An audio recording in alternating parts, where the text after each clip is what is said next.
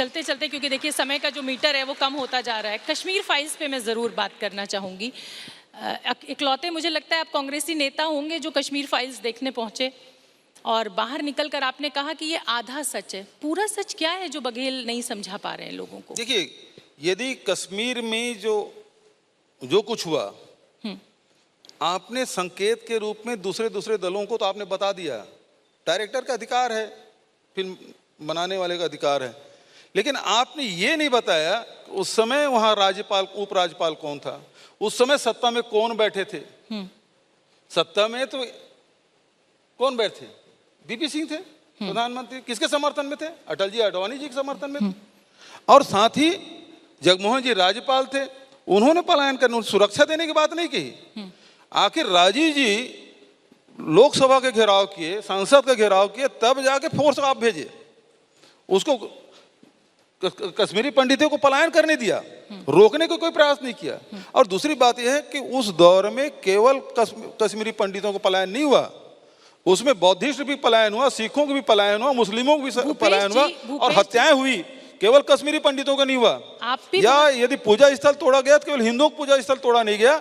देखिए, चाहे आतंकवाद के कोई धर्म नहीं है, चाहे वो किसी धर्म के मानने वाले हों, किसी धर्म के हों, यदि वो आतंकवादी है या नक्सली हैं। बघेल जी, आखिरी सवाल, और क्योंकि अब ये लाल लाइट जो है वो मुझे दिखने लगी है, अब ना आपने कुछ किया उन कश्मीरी पंडितों के पुनर्वास के लिए, और ना बीजेपी ने कुछ किया, तो कहीं ना कहीं जिम्मेदार तो आप नेता हैं, चाहे राजनीति आप करें या बीजेपी करे कश्मीरी पंडितों के नाम पर। मैं वही कह रहा हूँ, मैंने उस दिन भी सवाल उठाया था कि आज समाधान खोजने की आवश्यकता है। इस पिक्चर में भी समाधान कुछ नहीं बताया गया है, न ही जो प्रधानमंत्री जी तारीफ किए हैं उसके बाद भी कोई समाधान का कोई रास्ता।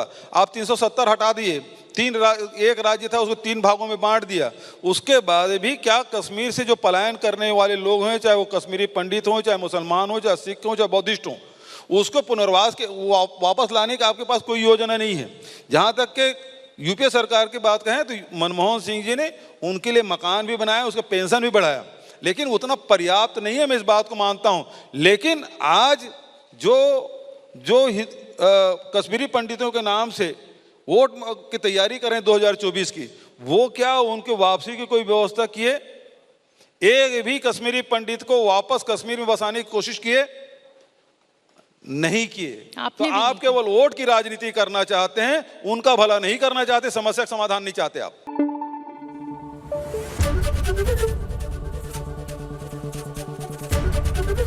एबीपी न्यूज आपको रखे आगे।